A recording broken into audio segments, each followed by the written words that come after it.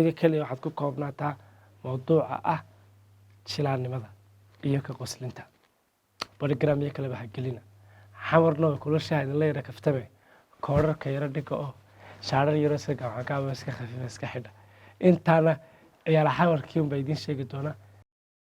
surwaal ayaa lay bixiyey calan hebel ayuu sitaa calaamadda cunsuriga ku dhaji godku galaba aynu bannadno iska soo muxiba hees qaar inay buraaburayaan la moodo kuwo istaanka baroorta loo goleeyey adna soo xidho khamiis adiguna niqaab iyo dharkii diinta ku boodbood oo arfankiiba sow kuwaa naxashka ku bismillahi raxmaani raxiim kulanti wacan wanaagsan asxaabta kala duwan ee halkan naga daawanaya dayax films muddooyinkii u dambeeyey halkan waan ku kala maqnayn arooskii lejanka ayaan mashquul ku ahayn waad naga raalli ahaanaysaan asxaabtii ku xidhnayd barnaamijka qiso iyo qiiro asxaabtii ku xidhnayd barnaamijka falanqaynta fanka asxaabtii ku xidhnayd macluumaadka kale ee laga sii deynaya ama laga baahinayay dayax films oo hakad oo ku yimi iskamaanaan maqnayn walaalkeen iyo walaasheen ayaynu dhisaynay oo hawsheeda aynu ku maqnayn in maaragtay laysla shaqeeyo layskarab istaagana aad bay muhiim u tahay waa inta walaal lagu yahayba waayo ifka haddii walaal lagu yahay aakhirada waxba laysma qabanayo waxaan doonayaa inaan ka hadlo ama aan ku bilaabo barnaamijyadii dib baan u bilaabi doonaa barnaamijkii qiso iyo qiiro insha allah isagana waan bilaabaya dadkii ila soo xidhiidhay oo aanan u jawaabin oo whatsappka igala soo xidhiidhay iyagana jawaabtooda waan bilaabi doonaa inaan u jawaabo waxaan xasuusinaya dadka in burco iyo laascanood iyo boorama ay wakiilla inoo joogaan inaga soo tabin doona dadka halkaa ku sugan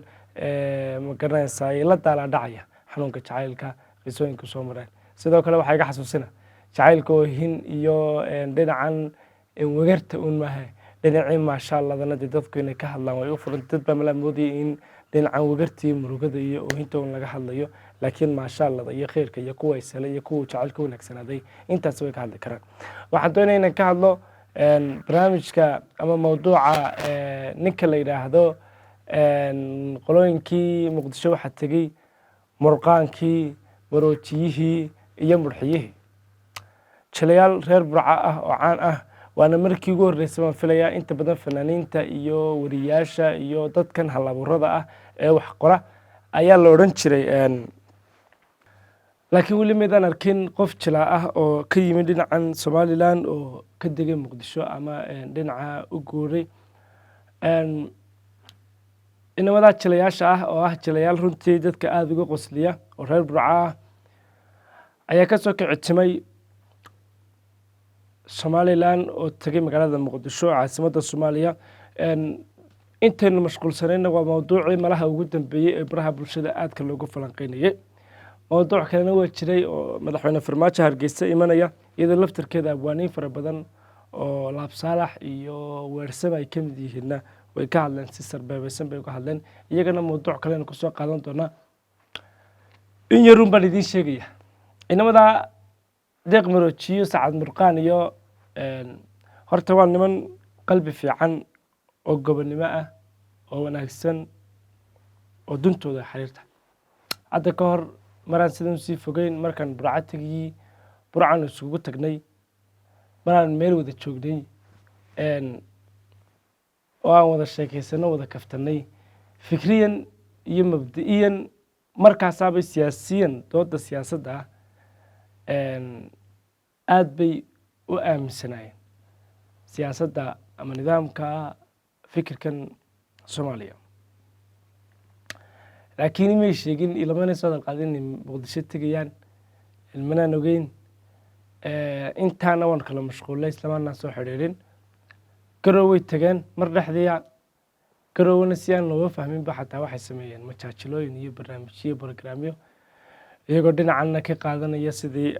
lay sheegay basaboorkii soomaaliya markii dambena burcay kusoo noqdeen si caadi ah oo farsamaysan burca maray kusoo noqdeenna sida la sheegay hargeysuun bay ka dhoofeen muqdishoy ka degeen kolley malaha inankii kale siiba inkastaana malaha aan filayo inaanu la soconin laakiin muqdishoy murxiye soo dhaweeya maroojiye soo dhaweeya murqaan siiya oo soo dhaweeya si fiican ka yeela way jirtaa mawduucan isdhaafdhaafka oo waa laga yaabaa qof fanaan reer muqdisho ahi inuu hargeysa u soo guuro oo weydin iska maqli doontaan oo qaar baaba soo guuray qaarna way imanayaan oo kuwa soo guurina waad ogtihiin kuwa iman doonana ka hor dheeci maayo weyd iska ogaan doontaan qofka fanaanka ah ee halkan jooga ama majaajilaystuuna xaggaa uu tegi karaa oo 100 baaba tegiba waxaa laga yaabaa in laga baxay mawduucii ahaa xidhista iyo qolada markay xaggaa tagaanna in la xidho kuwa somalilandna markay muqdisho tagaan waxyaabaha ay ku dhibanaayeen lee sheegay waxaa ka mid ahaa iyagana hadday sitaan baasabor somaliland oo kale ah in madaarka loogu cagajugleeyo kale laga jeexjeexo baasaboorkii oo kale xaggan waxa laga yaabaa qofka fanaanka ee xaggan jooga markuu muqdisho tago oo ka soo heeso in halkan lagu xidhayey oo ma garanaysaye howlahaas waxaan laga yaabaa dee halkana xidhistii waa laga baxay halkaana in laga bixi doonaan filayaa oo xidhistiiba dee qoladii muxuu ahaa saalax carab iyo dib bay soo laabteenoo way joogaan magaalada hargeysa oo cidna lama hadal cidna ma xidhin dib bay usoo laabteen iyagoo macal muqdisho usoo heeso dowladdii usoo heeso maasha allah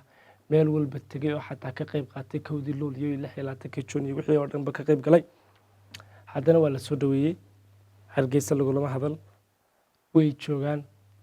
qaar baa jooga qaarna way hadheen oo muqdisho iska jeclaadeen muqdishona meel la tagayo meel la booqdayo meel la xusaba intaba way tahay marka laga dhex saaro siyaasadda qabyaaladda iyo hadallada yare maangaabka muqdisho way ku bannaan tahay meel lagu dalxiiso meel loo booqasho tago meel maaragtay naftu ay kusoo raaxaysato ay kusoo degto hargeysana waa kadaaliga waa sidaasi la mid ah way mudan yihiin dhammaan dhulka soomaalidu in la tago oo lasoo barto oo lasoo dadbarto oo lasoo dalbarto oo maaragtay jawiga lasoo bedesho qurbahaba waa loo tahriibay in waddankaagii ama dadkaagii aada soo barato anigu soomaaliya oo dhan isku waddan baan aqaanaa hadday soomaaliya noqoto hadday somaliland noqoto hadday jabuuti noqoto hadday jegjiga dowladdeegaanka noqoto hadday n f d da qolada kenya noqoto isku mid baan aqaanaa waayo waa soomaali marka calanka iyo dowladaha unbay ku kala duwan yihiin laakiin soomaali waa soomaali markaan munaafaqada iyo xiqdiga laga daayo nimanka odayaasha ah halkaa tegana mid un baan kula dardaarmi lahaa oo niman saaxiibadayo laabta iska jecelahay hadalka markaan iyaga la hadlayna wadnahan ka hadlaya waxaan kula dardaarmi lahaa un inaanay dhexda baad joogteen oo aanay ku dhex anfanin siyaasad soomaali iyo qabiil oo keliya ay ku koobnaadaan maaweelintii ka qoslintii iyo u qoslintii dadka soomaalida ah waayo iyagu waa dad jilayaal ah majaajilaystayaal ah iyaga waxba kama gelin dowladaha iyo calamada la kala yahay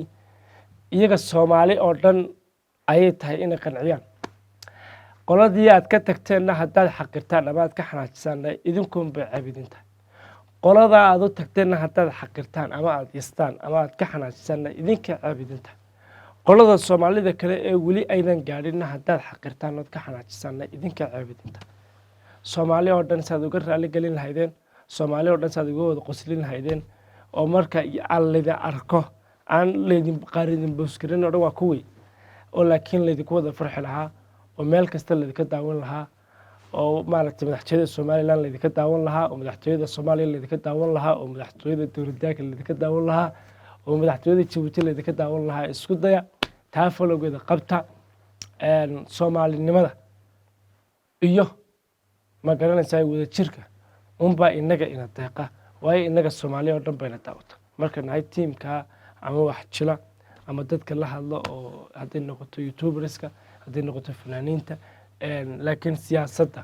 qofku intuu siyaasad dhex dhabaqleeyaba hadhow odhan doonaa saamehen siyaasad bilaahi calaykum iska boos kareen